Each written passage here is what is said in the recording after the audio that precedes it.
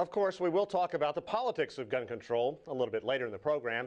But first, we want to understand why people who seemingly appear normal can engage in such acts of violence. What drives a shooter to act, and why does he act that way? Joining us now from Michigan to make sense of all of this, Dr. Frank Ochberg. He is a clinical professor of psychiatry at Michigan State University and former associate director of the National Institute of Mental Health. Welcome very much, and thanks for joining us today, Dr. Ochberg.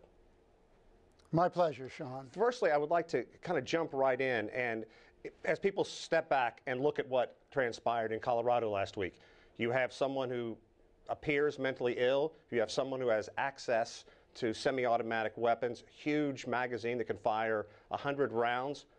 Why does this happen? At what point do we step in and say we need better mental health and we need to address gun control issues?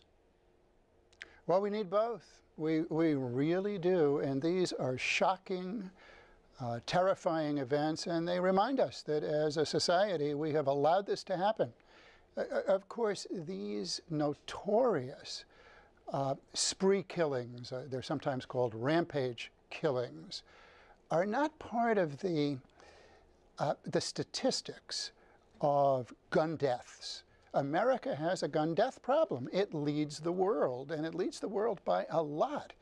The country of Japan has 1/70th of the gun deaths that we do, and the comparable European nations have about 1/10.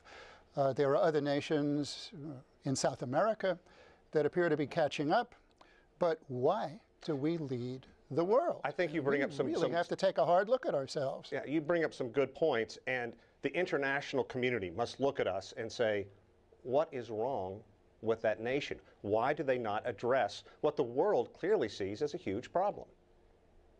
Well, they do, Sean, and they don't. I spent a year with Scotland Yard, and I had friends who were in the upper levels of the police departments. There was a time in my life when I was helping internationally with counterterrorism and particularly with hostage negotiation.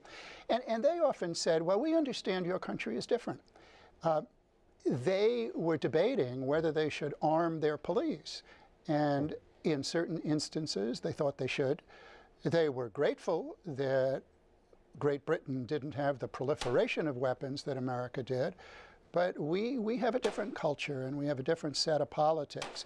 And my thoughts now are to find a way of having rational discussions across the divide. I do have some friends who are very active in the NRA, and they come from a background that's a little different from my personal background. I was raised in New York City at a time when we didn't have guns. We had violent people, but they were violent with knives and with fists and not with guns, not in my day. Right.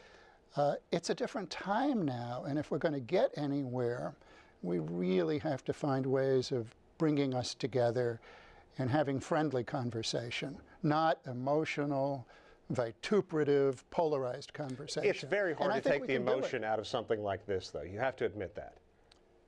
Well, it is, particularly on the fringes of the debate. Somebody like me has to understand the ritual of a father passing a gun on to a son when the son is of age, and having that be almost a metaphor for growing up and for being trustworthy. I can put it into Jewish tradition of a bar mitzvah. It's a different ceremony. And I think those of us who are on the fear of gun side of the debate have to find a way of listening to others and not stereotyping them as being irrational.